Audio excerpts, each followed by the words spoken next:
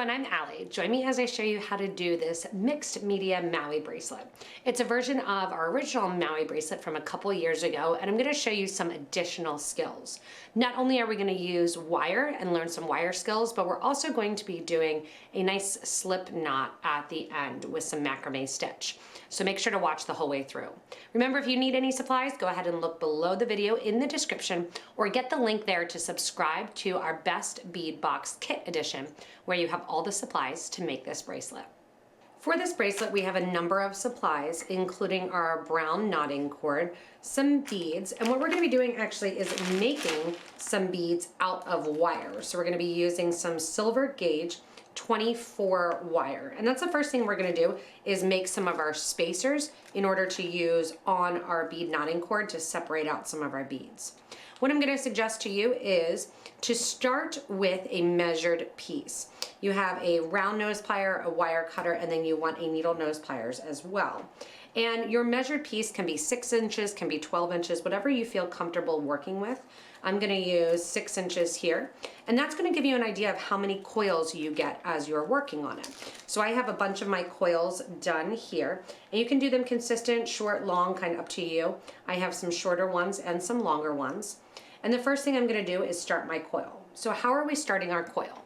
Let's bring our view in a little bit closer. Here is my wire, and I'm going to grab it at the end of my round nose plier. Whatever I have and wherever I'm holding it on my round nose plier is going to be the circumference or the size of the interior of the hole of my coil. I want to hold the wire, and I want to make sure that I'm wrapping the wire around the bottom jaw of the plier. And as I wrap, I want to make sure that the tail goes towards the outside. So I'm going to hold where I can see the wire but can't feel it, and I'm going to start to coil. You'll notice that I'm opening up my pliers slightly and I'm turning. That wire end is going toward the top. If it goes down towards the bottom, then you're not going to be able to do your coiled link here. So you want to keep turning, you're opening up, and as you turn and just open slightly, I'll show you what my hand's doing, just that slight turn and open as I go, you're getting that coil foundation. What you can see is how long you want that coil to be. Unless you're using a jig where you have that coiling gizmo or something like that, this works perfectly. You can see I get really, really fast when I go doing this. And then you can see how long you want your coil and how many inches of wire is left. That's going to give you an indication that if you want a 12 millimeter or 10 millimeter piece, it's going to be about 3 inches. You can see the wires going off the top here, and as it goes off the top, you just want to make sure that you're holding it and that your coiled link is staying about the same size. Once you have a piece that you like, go ahead and take your wire cutter, cut that off as close as you can, and then continue to make as many links as you want. You're actually going to make more links than you probably need, so you can use some of these if you want on some of your other project designs from the subscription box. Once you have all your links made in whatever sizes you want, we're going to get ready to do some of a pattern here with our knotted cord. So I'm starting to cut the knotted cord here, and when I cut it, I want to cut 3 12-inch pieces. If you have a bigger wrist, you can cut a little bit more, but 12 is plenty. I like to do this with my thread zap or my thread burner because the material will kind of fray just a little bit. It actually melts, it's a synthetic material, and that allows it to create a little bit of a pointed edge. So that way when I go in and put on beads with a smaller hole, like some checked glass, to match some of my dragonfly earrings, you can have that go on to that smaller hole. From here, I'm going to take my project and I'm going to hold about 3 inches down and tie a simple knot. I still have that 3 inches left on one side. We're going to have 3 inches or more left on the other side as well, after we add about 5 to 6 inches of beads. If you have a tiny wrist, you may only need 5. If you have a bigger wrist, you may even need to go up to 7 inches. But we're going to add that amount of beads, and then you should have an equally knotted amount on the end of the thread after creating your pattern. I have 3 pieces, so I'm going to create 3 patterns of beads, including my checked bicones, the faceted 8 rounds, some seed beads, and my coils. So just to show the end as you're doing the pattern here, this one I have my 3 seed beads separated out by a coil each. And I want to show you the end of my knotted cord. I've taken my thread burner or thread zap and actually made it almost like a pointed edge. That pointed edge makes it easier for me to pick up my seed beads and to get them on the knotting cord and to be able to kind of spin them and put them on there. If you're struggling to get your seed beads on also, keep in mind this is a silver lined seed bead, so pick up the next one. Sometimes you'll have seed beads that go on really easily, like that one. Sometimes you'll have ones that have a tiny bit smaller of a hole and are harder to get on there. But don't struggle too much, pick up the next one. And if it starts to get hard to put on your beads here, on your cord, then just go ahead and reburn a little bit and cut it on an angle to make it easier and more accessible to get the beads on. It is a 0.8 millimeter, but because it's that cord, you can actually fit things with a 0.8 millimeter hole like we're using onto this bracelet. So go ahead and continue to go in and add your pattern, add your seed beads, and create 3 pieces of your 5 to 6 inches of beads. Once you finish your 3 strands of patterns, and you can see I did bicones here with coils and some of my bigger 8s and then just my seed beads. You're going to take all 3 to the knot where you have it, because remember you tied a knot at the start and the end. You want to make sure not to tie that knot too tight. And we are going to do one more knot, knotting them all together and bringing all those cord ends through. Once you have that on one side, we're going to flip over to the other side and do the same thing over here, knotting all those cord ends together. You want to make sure on each side that you have about the same distance between each of your beads where you're having the knots. From here, you can make a decision whether or not you want to keep all your cord ends or whether or not you want to burn off and just keep several. I'm going to keep a total of 4 cord ends. I'm going to look for the shortest of each side, and I'm going to take my thread burner and I'm just going to burn those thread edges down close to the project,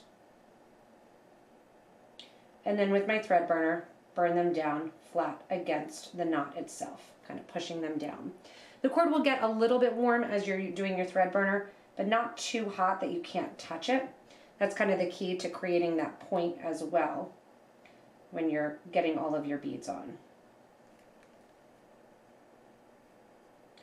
And there you go. So now we're left with 2 cords on each side of our piece. We're going to cross over these cords just like so, right going towards the left and left going towards the right, and we're going to grab another piece of cord. Again, about 12 inches long, that we're going to do a slip knot and tie along these 4 cords. So I put a bead stopper on the end of my cords to hold them all together. Again, the ones that were on the right are going towards the left and the ones on the left going towards the right. I have the bead stopper right after the knot holding them all together, and I have my extra piece of my 12 inches of cord. I'm going to take that 12 inches of cord, make sure that it has equal amounts on both the left and the right, and I'm simply going to tie a knot to tie the cord around those pieces. Again, you want to make sure that you have an equal amount of cord on both the right and the left side of the knot. From here, we're going to do a simple half hitch knot. You're going to take your cord, and you're going to create a little loop on the right hand side with the cord going over all 4 pieces of cord underneath. The piece that's on the left is going to go over the top of that cord that's crossing over, and then that piece here, the one that's crossing over, is going to tuck underneath the cords and go through the loop that we've created on the opposite side. And you're going to give a nice tight pull and make sure that knot goes right up to the knot that you've just created. Once again, we're going to do the same thing on the other side. So we're going to make a loop that's off to the left. The cord on the right comes over top of that left cord, crossing there. That cord that's crossing over the top on the right goes underneath the 4 strands, tucks under there, and then through the loop that you created on the left. Go ahead then and knot that up towards the top. So you're going right, then the left, then the right, then the left. Over to the right side, I create my little loop, going over top of those 4, pinching them. I take the left side over the top, tuck it underneath the 4 strands, and pull it through the middle loop that I have hanging out there on the right. Same thing on the left, over the top, underneath the 4 strands, and out through that middle. And there you have it. So I'm going to continue doing a couple more of the knots for a little bit of length, and then I'm going to show you how we get rid of the cord as well as the cord ends. After you have about a little less than a ½ inch of your knot here, you have your 2 wires or your 2 cords coming out to the side. And we're going to get rid of the other ones by tying on some beads. So I have a knot there, a couple beads, and a knot at the end. I've done the same on the other side, making sure that it's big enough that I can open it, that I can get my wrist in there. And what I'm going to do is go in here then, after cutting that down close, take my burner, burn that knot cord down along the project, and then while it's still a little warm, go ahead and press it down. Same thing here, going in, heating it up, giving it just a second to cool, and then pressing it down with my fingers. So I've done that on all 4 of the ends of my cord, and now I just have the 2 snip knots back left. What's going to happen is, as I pull those cords, you can see that my bracelet is going to get smaller, or I can release it and it gets bigger. So I have my little ends here. That's the smallest the bracelet can go. I can pull it to make it bigger. What I need to do now is get rid of my ends here. And I'm going to pull the bracelet a little bit bigger so that way I don't have the ends right near. Just like we did on the sides here. We are going to go in, trim those ends down tight. You want to make sure when you're doing this that you almost bend the cord back, because you don't want to burn it along those 2 lines on either side coming through, 4 pieces total underneath, because then it won't open. So I'm going to go in here, burn it down closer. As it's warm, before it gets too cool, I'm going to press it down along the project. Do one more little burn along the project, kind of flattening it out. Good to go. Same thing on the other side here. Do a little cut, leaving just a little bit of a tail. Going in, burning this down, making it gooey, and then flattening it out along the project.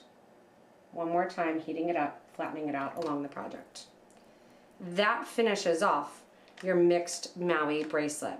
That has the expandable ends with your Chinese knotting cord. You can put it on and then easily pull the ends to tighten or loosen the design. It's such a fun, easy design to do, and an easy design to modify for a lot more strands, less strands, do a Morse code bracelet, or really have fun coiling and doing tons of that coiled design for this Mixed Media Maui bracelet. Thanks so much for joining me creating this fun mixed Maui metal bracelet. Remember, you can always learn new techniques through subscribing to Potomac Beads Kit Box. You get 3 kits, amazing projects, all different techniques, and great for any level of skill. Remember, if you haven't yet hit that little subscribe button in the corner, check out the link below in the description to subscribe, and don't miss anything from us here at Potomac Beads. Thanks so much for watching, Potomac Beaters, and stay tuned for more inspirational designs.